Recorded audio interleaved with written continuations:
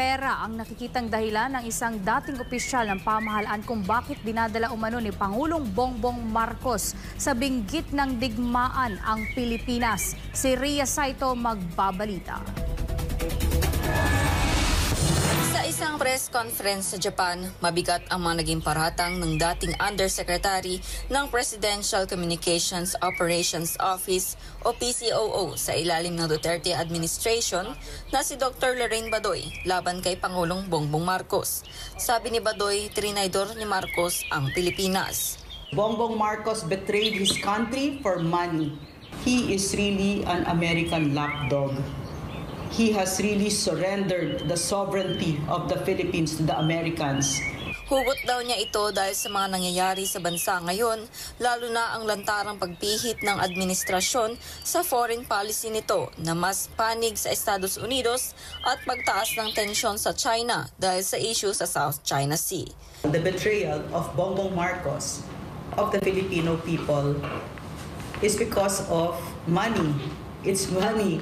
That is what we have been told, because when he sat in office, he, for a few weeks, for about a month or so, was faithful to his campaign promise of continuing the foreign policy of the former president of friends to all and enemies to none.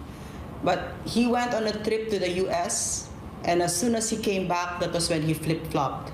Matatandaan na mula sa 5 EDCA bases na nasa Pampanga, Nueva Ecija, Cagayan de Oro, Palawan at Cebu ay dinagdagan ito ng Marcos admin ng 4 pa, 2 sa Cagayan, 1 sa Isabela at 1 rin sa Palawan.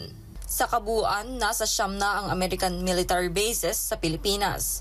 Naging mainit ang usaping ito dahil bagamat iginiit ng Marcos administration na ito'y para sa humanitarian aid at disaster relief efforts, kapansin-pansin ang lokasyon ng EDCA bases na hindi naman lugar na laging dinadaanan ng kalamidad, bagkus ayon sa ilang analysts ay maaaring paghahanda ito sa giyera sa Taiwan.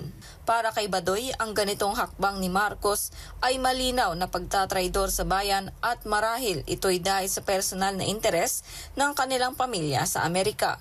There is no other logical explanation for why would you bring your country to the brink of war, except that we think it is because there were agreements that were made with Bongbong Marcos and the US government for the US government to release the funds that they had frozen of the stolen wealth by the Marcoses.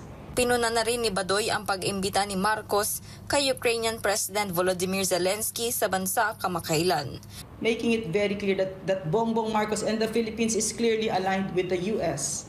He didn't have to do that. He didn't have to invite Zelensky to our country, but he did. Now making it very clear. Instead of staying neutral. Ang Ukraine, na nasa gitna pa rin ng giyera sa Russia, ay kilalang bansa na kaalyado rin ng Estados Unidos. Samantala, patuloy ang panawagan ng publiko ng pagpapatupad ng independent foreign policy. Ang polisiya na hindi pumapanig sa alinmang bansa, kundi sa interes lang ng Pilipinas.